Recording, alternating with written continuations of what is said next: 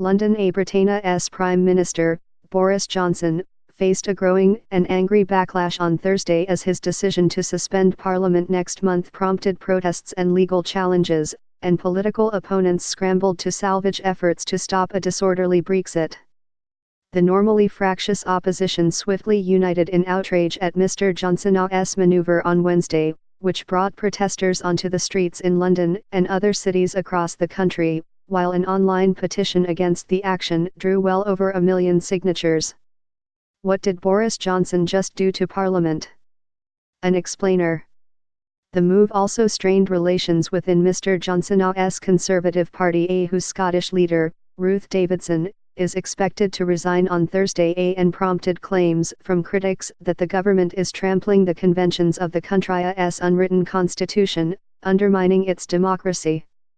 On Wednesday, Mr. Johnson had Queen Elizabeth II approve a plan to restrict the sittings of Parliament in September and October, reducing its prospects of legislating to prevent Britain from leaving the European Union without first reaching an agreement in Brussels.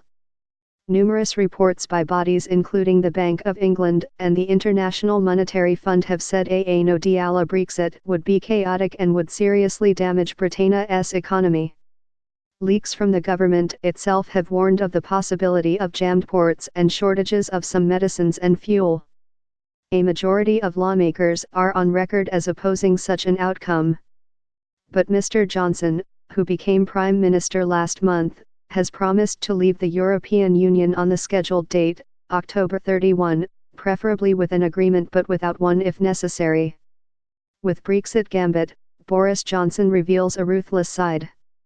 In an overnight poll, far more Britons opposed than supported his maneuver to limit the number of days left for no-deal opponents to act.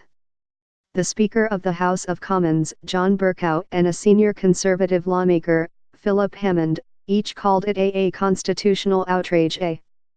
But Jacob Rees-Mogg, a hardline Brexit supporter and the Conservative leader of the House of Commons, on Thursday defended the government's decision, arguing that there would still be adequate time to debate Brexit.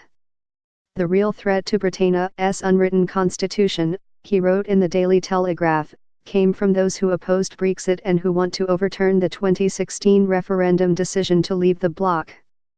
The candy floss of outrage that we've had over the past 24 hours, which is almost entirely confected, is from people who never wanted to leave the European Union, Mr. Rees-Mogg said in an interview with BBC Radio. The suspension procedure was normal, he argued, because Mr. Johnson wanted to start a new session of Parliament.